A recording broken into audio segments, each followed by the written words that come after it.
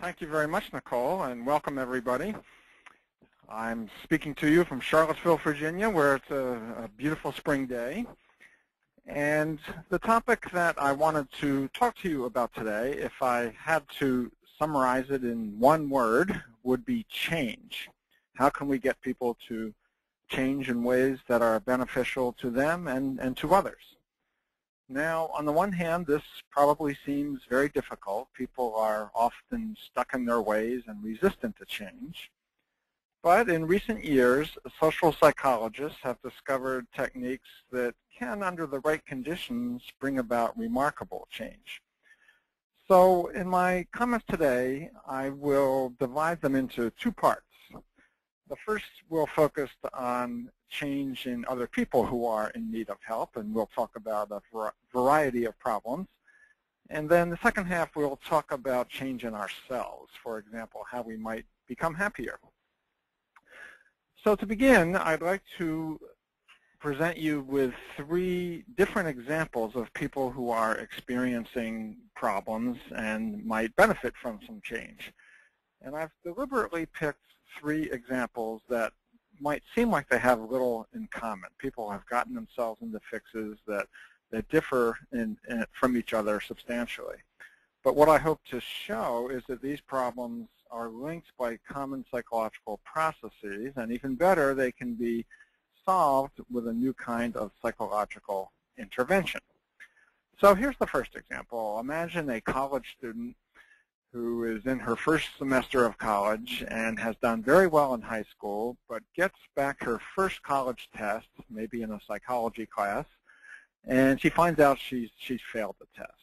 And the question is, how will she react to that? What kinds of interpretations might she make of this unfortunate incident? And I'll come back to that in a little bit to say more about it. But meanwhile, onto a very different example, namely one where a teenager and her boyfriend make some bad decisions resulting in a teen pregnancy. Now, teen pregnancy has actually been in the news lately. It turns out that the rates of teen pregnancy have dropped considerably in the United States, but they're still at a very high rate compared to other countries. About 65% of teens are having sex by the 12th grade. And in one survey, 38% of teens reported that they had not used a condom the last time they had sex. But for our purposes, again, the question is, what sort of interpretations do teenagers make that might lead to unprotected sex, and how we might change those stories? Okay, third example, again, one that's quite different. Imagine you are a college student and you go to lunch in a dining hall, and you get your tray of food and you look around for a place to sit, and you don't know anyone, but you notice this table that is occupied by African American students. And let's say you are a white student. The question is, will you decide to sit with these students, or perhaps go to another table where there are students of your race? This is another question we'll come back to, the kinds of stories people tell themselves about their group versus how people of other groups would react to them. Well, these are three, again, pretty different examples of human behavior, and the question is, what do they have in common? Well, I would suggest it's all about the kinds of stories we tell ourselves. Now, I use this as a metaphor, that stories or narratives that we construct about the world and our place in it, but I think it's a powerful metaphor. Now, I will say at the outset that, of course, our objective circumstances matter. It's not just about the stories we tell ourselves. But nonetheless, the way in which we interpret our objective circumstances can have powerful effects on our behavior. And if we can get people to edit those stories, that can lead to dramatic changes in other people's behavior as well as our own behavior. So, for example, let's go back to this case of the college student who has failed a test, who I've arbitrarily named Megan. She might get caught in a pessimistic kind of storytelling where she says to herself, well, I guess this just shows that I'm a failure. I'm one of those admissions errors. I don't belong here at this college. That interpretation will lead to a lot of stress and a lack of effort on future tests. And that will be confirmed undoubtedly by poor grades. If she doesn't study and is experiencing a lot of stress, then she will get bad grades again. And that feeds back into this original pessimistic explanation.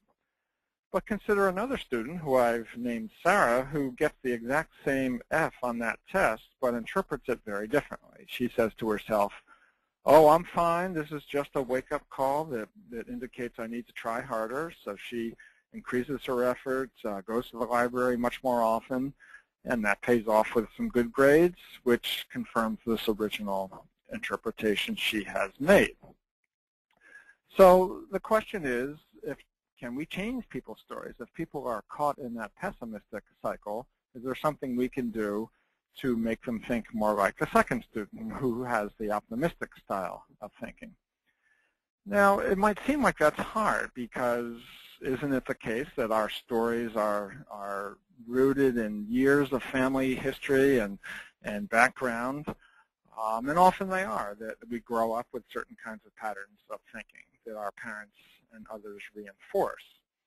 And if these really go awry, these kinds of stories, so we really have a very negative pattern, then it may be that psychotherapy is called for to help people change their stories. And indeed, there are forms of psychotherapy, notably cognitive behavioral therapy, which are designed to do just that, namely change negative thinking styles into more positive ones, and can be quite successful at doing so.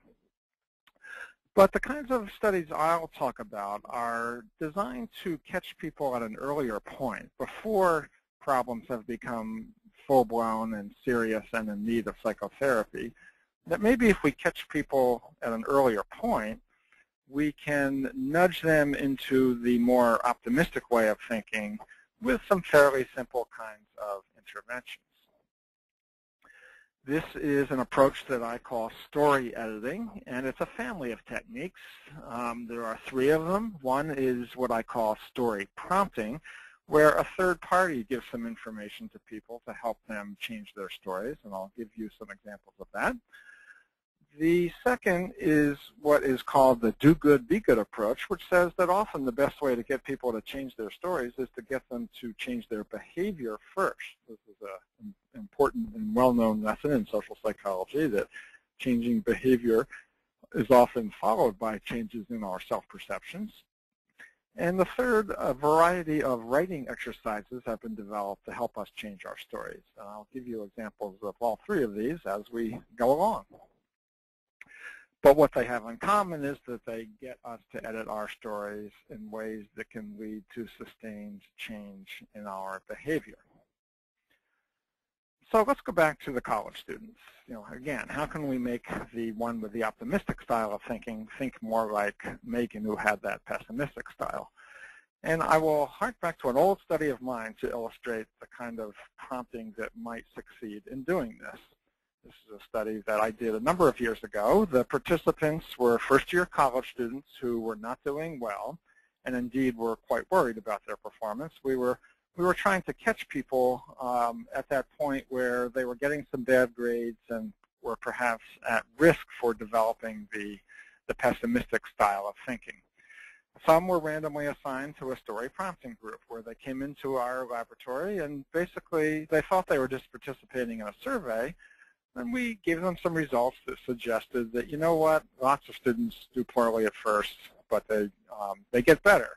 And we showed them some statistics that indicated that, and we showed them a brief videotaped interview of older students who reinforced that message. It took about 30 minutes. Others came in but did not get this information. That was our control group. And then we tracked the students for a little while to see if this little prompt had any impact on their subsequent performance. And indeed, it did. So we found, first of all, that the people in the story prompts group who got this intervention got better grades over the next year. What you see here is a difference between the grades in their sophomore year minus the first semester of their freshman year on a 4-point grade scale. So the people in the control group, actually, that's a slight negative number, that they did a little worse over time, whereas those in our story prompt group improved their grade point average by about 0.3 points on the 4-point scale. Not only that, but it turns out that there was a difference in those who stayed in college. In our control group, a startlingly high percentage of them left college by their sophomore year, so between 20 and 30%. That was lower in the story prompt condition, less than 10%.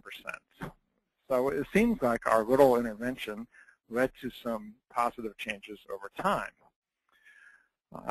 We think, at least, by changing people's stories to be more optimistic, more like Sarah than Megan. Well, what about this teenage pregnancy issue? Here, the research shows that sex education can help, and indeed, the recent decline in teen pregnancy is being attributed to increased information about birth control, increased use of birth control by teenagers. But, and there's some fear that telling kids about birth control will actually increase their sexual activity, but the research shows that's not true. But there are other approaches that are more consistent with this story editing technique. And the idea here, and I'm going to tell you about some research that is not mine, is actually a paper by Joseph Allen, a colleague of mine, and his colleagues. And it was a test of a national program that took an unusual approach. So they said, okay, what teens are most likely to engage in unprotected sex? It may be, and in fact there's some evidence, is those who are alienated, they feel disengaged. Their story, if you will, is that I don't fit in here, that I'm a rebel without a cause, or what have you. And so they thought, well, how can we redirect these stories into a more positive way that makes these kids feel more engaged in their communities? This is a program called Teen Outreach, in which high school students are randomly assigned to do community service or volunteer work, or to a control group where they take part in their regular health class but don't do community service. Now, on the one hand, you might think, well, what on earth does doing volunteer work have to do with teenage pregnancy? But the idea is that perhaps it might get people to feel more engaged in their communities. It might get them to revise their stories in positive ways that might make them act more responsibly. And indeed, there's some evidence that this is true, that after a year, after people went through this program, those who were in the community service or volunteer element were significantly less likely to get pregnant than those in the control group. And it also has some positive academic effects, that those in the control group, this study was done at a high-risk school where a large percentage of students failed at least one course in the control group, but that was significantly lower in the teens who took part in the volunteer program. And indeed, there was some evidence that doing volunteer work in a community agency makes teens feel more engaged and connected to their communities, changing their story in a positive way. Okay, moving right along to my third example is to the white student who decides that he or she's not going to sit with these black students, not necessarily because that student's prejudiced, but they might feel it would be awkward. They're not sure they would be welcomed by these students, and so they just do the comfortable thing of sticking to people of their own skin color. And this is a question where social psychologists have looked at for decades of how to reduce prejudice. And by far the best solution, it appears, is increasing contact between members of different groups who are at odds with each other. Now, that has to be done under the right conditions, so equal status between the groups, mutual interdependence, and so on. But a question that has been looked at less frequently is, well, okay, but how do we get people to increase contact? How do we get people to be more willing to reach out and perhaps try to become friends with members of groups who they don't belong to? There are many barriers to this, and prime among them are this idea of stories, that people might say to themselves, I won't be welcome, it'll be awkward, it's not something I'm willing, it's not a risk I'm willing to take to reach out to someone who isn't like me.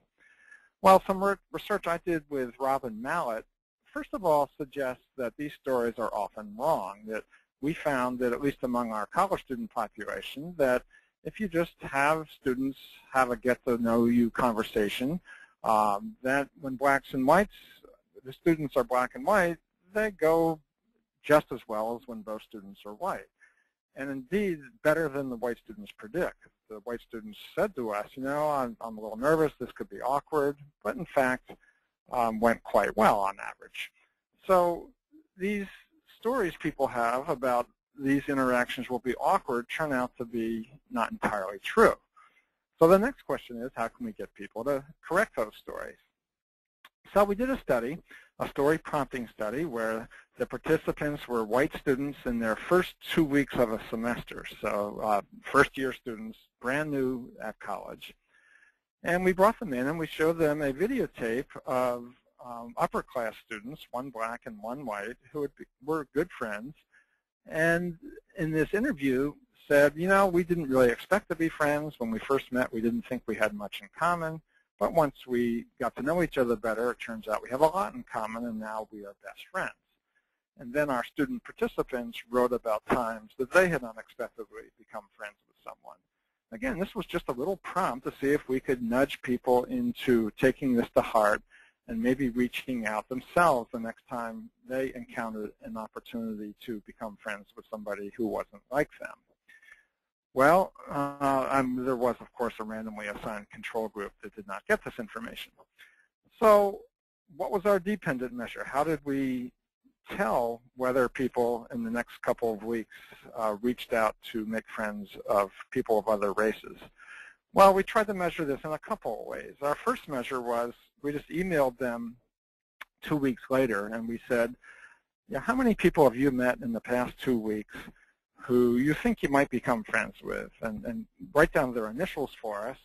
And once people did that, we said, okay, go back and just tell us what race those people are. And we just looked at the percentage of potential new friends that people said were of a different race. And as you can see, that was statistically significantly higher in our group that got the intervention. They appear to have reached out more to members of other races. Now, this may not be a perfect measure because it's just what people told us, and we couldn't be sure that they really had reached out to people of other races. So we had another measure where, with their permission, we looked at their Facebook pages and simply coded the percentage of their friends at the same university who were of other races. And here you see the difference is smaller, but still statistically significant, that people who got our intervention had a higher percentage of friends at their university who were of a different race than people in our control group. So what do these examples have in common? I would suggest that they say that the stories we tell ourselves matter, and that with a little nudge, you can redirect these stories and get people to revise them in ways that have cascading, pretty long-term effects in some of those studies. Now, there's lots of unanswered questions here. I think one is it may be that these kinds of interventions have to be done at a time when people are open to them, when they're at a kind of a narrative fork in the road and haven't really settled on an explanation. But in any case, the researchers had some success in getting people to revise their stories in ways that have long-term effects. There are many other examples than I have time to tell you about. I'll just list a few. That other story editing interventions have had some interesting effects on peace efforts in the Middle East, reducing the achievement gap, getting women and others to take high school science classes more, reducing drinking, reducing violence, and preventing child abuse. But in my remaining time, I do want to say at least a few words about whether we can use these kinds of techniques on ourselves to increase our own happiness. Happiness is not entirely controllable, but I think we can do some things to improve it. And if you asked a psychologist what things do contribute to happiness, what the recipe is, I think they'd list, most researchers would list these 4 things. First of all, have good relationships with other people, find meaning in your life, have hope, be optimistic, and have a sense of purpose. Now, the one I will focus on is this finding meaning one. Is there something we can do to increase our sense that the world is a meaningful place rather than just a nonsensical place? The idea is to try to understand the world and our place in it with a coherent story. Well, how can we do that? One of the most common ways is through religious beliefs. That those of us who are religious buy into a belief system that provides us with often very nice stories about what the world's about and what our purpose, what our place in that world is. But it doesn't have to be religious beliefs. For those of you who aren't religious, there's many ways we can find meaning. If you are a movie fan, you remember Bull Durham and Annie Savoy, who said that she believes in the Church of Baseball. If you don't believe in the Church of Baseball, well, here's another possibility. The guy who gets to the mountaintop to ask the guru what the meaning of life is and discovers that, well, the meaning of life is cats. If you're a cat person, maybe that's where you find meaning in life. And surely that's preferable to this person who meets the guru and asks what the meaning of life is, and the guru says, "Oh, it beats me, the computers are down." So the point is that there's many ways to find meaning, but having some meaning system in our heads is very good. Well, what if we haven't succeeded in doing that, particularly in a particular area of our lives where something has happened to us that we can't make sense of, something negative? And here's where I would recommend some writing exercises that can help, particularly if a little time has gone by and something is troubling us that happened to us a while ago. James Pennebaker has developed a writing exercise that people might try. I've put the instructions on the screen here, and I'll give you a way to find this on the web in a moment. But basically, people are just asked to write about their deepest emotions about an upsetting experience, to just open up and write about how it's related to other parts of our lives, our past, our present, and so on. Typically, people are asked to do this for 15 minutes or so, 3 or 4 nights in a row. And those that do, compared to control groups, randomly assigned, of course, find that it's upsetting. And that's one reason I think we're often reluctant to do this, that it's hard to sit down and confront something that's troubling us. But the act of doing so and writing about it has remarkable long-term benefits. People are in better health. They have better functioning immune systems. If they're students, they get better grades. If they're workers, they show up to work more.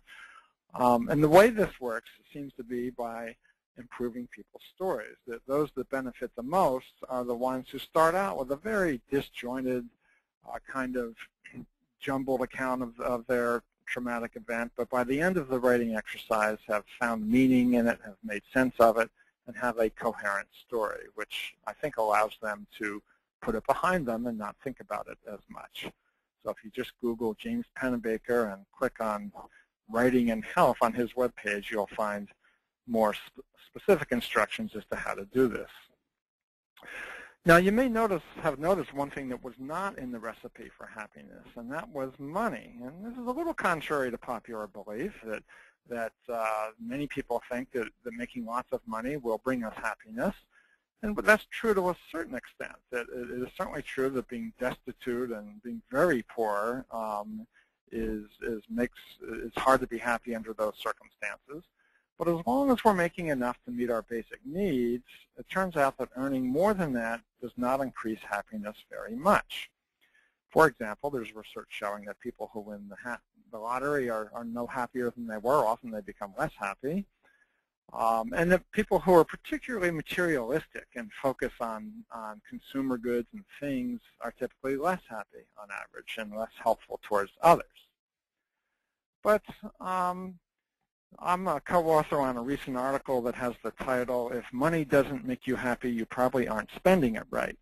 And in principle, if you go back to some of those items on the recipe for happiness, it is, in principle, possible to use money to accomplish some of those goals, such as enhancing our social relationships, spending more time with family, and perhaps giving us a sense of meaning and purpose. Well, how might we do that? The last study I'll tell you about is one by Elizabeth Dunn and her colleagues, in which she found that actually, ironically, helping others is a way to achieve meaning ourselves and make us happier. So she found in one study that those who spent more money on others were happier. In the second study, employees of a company who received a bonus were the participants, and those who spent more of that bonus on others were happier. And then in an experimental study, they approached students on a college campus in the morning and gave them either $5 or $20 with the proviso that they spend it either on themselves by 5 o'clock that day or on a friend. And then they called people up that evening and said, so how was your day? How happy were you today? And the interesting result was it didn't matter whether you got $5 or $20. What mattered was how you spent it. And indeed, those who spent the money on other people were significantly happier than those who spent it on themselves. Why? Well, I think it can enhance our social relationships. If we spend it on a friend, take him or her out for coffee, it's a way to spend more time with others. But also this do good, be good approach, so that makes us feel better about ourselves if we see ourselves doing good things for others. It can give us a sense of meaning, that our purpose and meaning in life is to help other people is a good route to personal happiness. So to summarize and wrap up, what I've talked about today is that this story editing approach, I think, can help. On the one hand, it can help other people with these kinds of interventions we saw.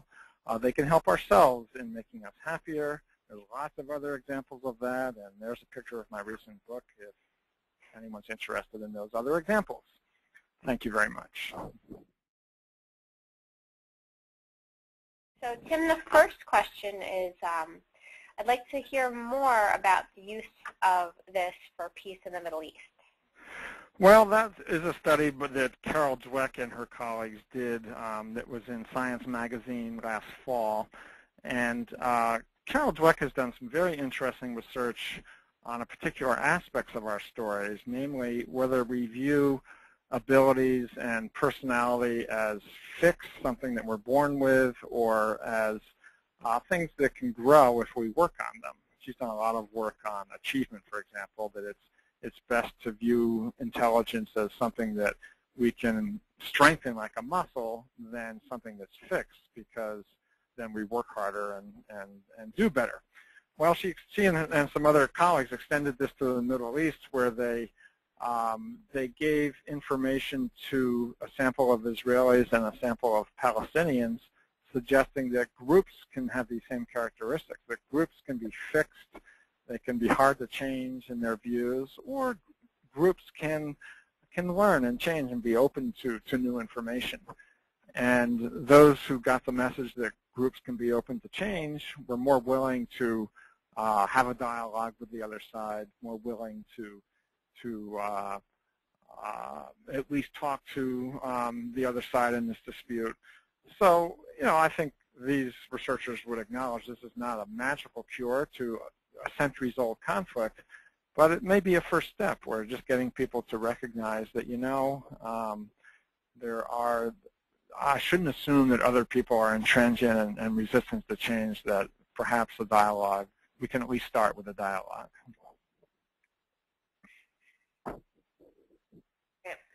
So next question is, do you have any start of the semester activities that will help convince students to spend a lot of time studying and therefore help them to succeed in my course?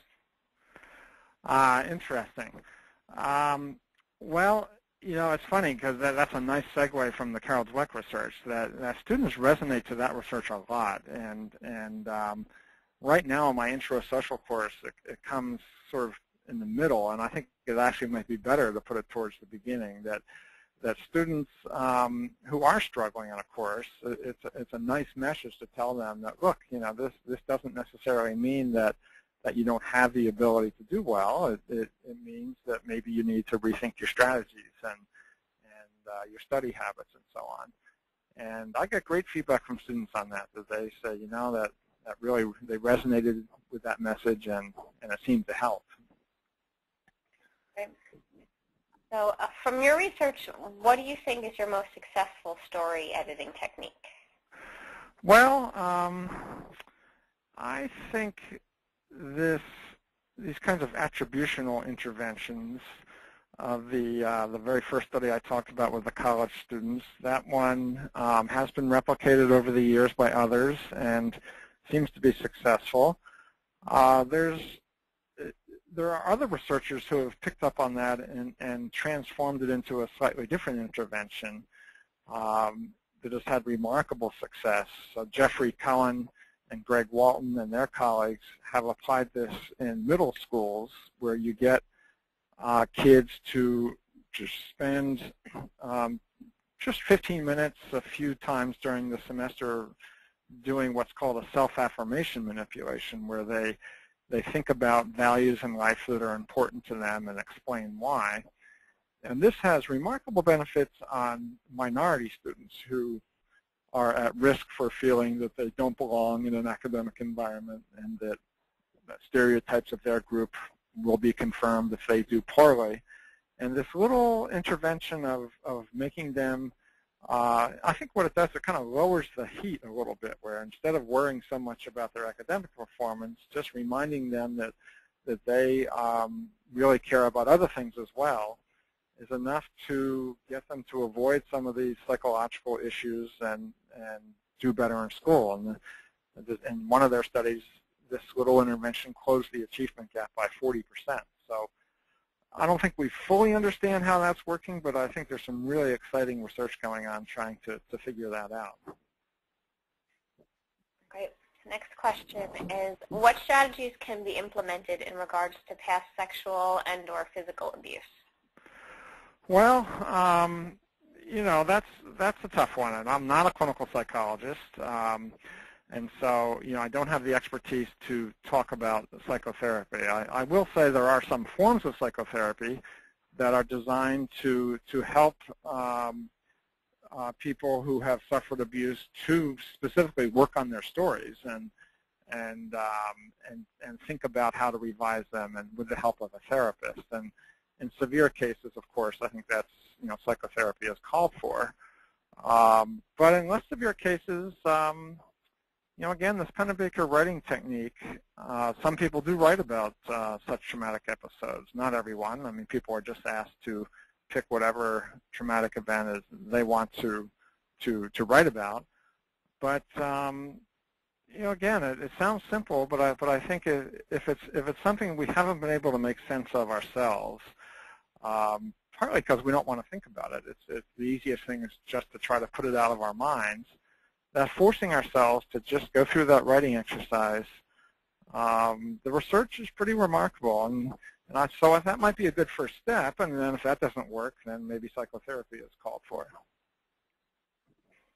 Okay. The next question, other than optimism versus pessimism, and then the prejudice example you gave, what other variables of change can be used in changing the person's life script? Well, you know, one question I've gotten about this line of work in my book is, you know, isn't this just kind of psychotherapy light, or cognitive behavioral therapy light?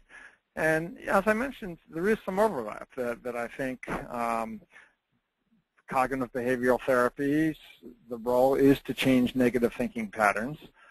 And a lot of the story editing interventions are too. But I think the story editing intervention is different in a couple of ways. You know, one, as I mentioned, is trying to catch people at an earlier point before psychotherapy is necessary.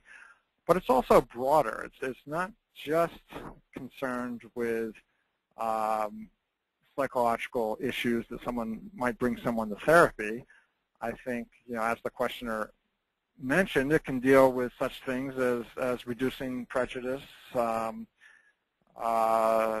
I think it has applications for parenting, where yeah, as parents, our job is to help our kids develop healthy stories, and thinking of parenting in this light of what our own stories are and how we can help our kids develop narratives that are to make them autonomous and self-confident adults, there's applications there as well.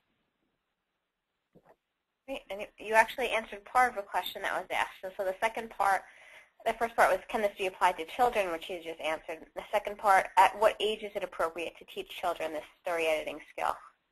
Well, those are great questions, and you know, in my book I have a chapter on parenting and kids, and that was one of my favorite chapters to write because I just think it's not directly in my area of research, and I had a lot of fun reading up on it, and I think a lot of what we struggle with as parents is as I said, is getting our kids to develop. It's to not hover so much that our kids don't learn to be autonomous, but at the same time giving them direction and so on. In terms of what the best age is to intervene, you know, I think for a lot of these kinds of issues we've been talking about, that adolescence, middle school is a pretty critical time, and more research is being done, I think, on that age group. It's at that point where kids, peer pressure becomes more and more important, and kids are beginning to change their views of themselves and their role in the world. And you know, not to say we can't apply these techniques to older or younger ages, but I think middle school is a critical point. Great. So next question is, if you try to edit your story rather than dealing with it, isn't there a chance that will lead to a state of denial about what is, or anxiety about the future? Well, that's a great question as well, and you know, I think maybe what's implicit in it is what's the right story, or you know, maybe editing implies just kind of putting a surface fix on something, or maybe I have the wrong story. And you know, these are great questions because you'll notice in some of the research. Let's go back to that first study that we did with the college students. We don't know what people's correct story was. We have no idea whether the students in our study, the right explanation was that they were not intelligent, or that they just weren't trying hard enough, or what have you. What we assumed is that there's some latitude in what a true story is, that there isn't necessarily just one true explanation of something, and that there's room to move sufficiently from a, say, pessimistic to an optimistic one for most people that can be beneficial. And I think what's the key to that is that they can be self-sustaining, so that once people entertain the possibility that there's an optimistic interpretation here, that can lead to some little changes which then feed back and reinforce that story. So when I use the term editing, I guess I don't think of it as sort of a little Band-Aid on something, but more a trigger that can lead to real change down the road. The next question is, how did you get involved in this area of research?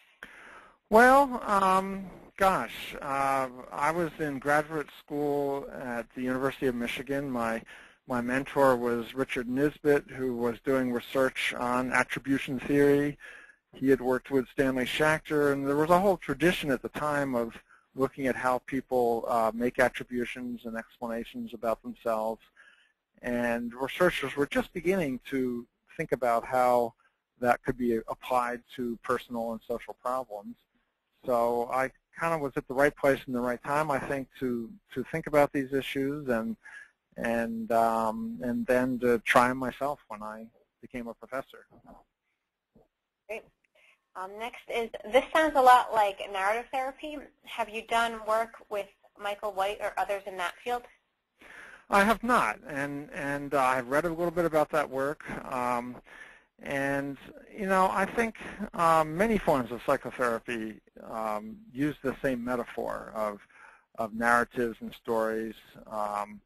And so I think of it perhaps a little more broadly, that what it's all about is what our narrative is. Now, I should mention one way that social psychologists tend to look at this, which may be a little different, is that we don't make the assumption that these are entirely conscious narratives. That, in fact, I think people are often making pretty quick, implicit kinds of assumptions about why they're doing what they're doing. And they're not even entirely aware of of these explanations. So that's why you'll note in these interventions that there's no direct attempt to say, look, here's your narrative, why don't you change it? There are nudges and getting people to change their behavior first that are trying to lead to shifts in these narratives that might not be entirely conscious in a somewhat indirect way.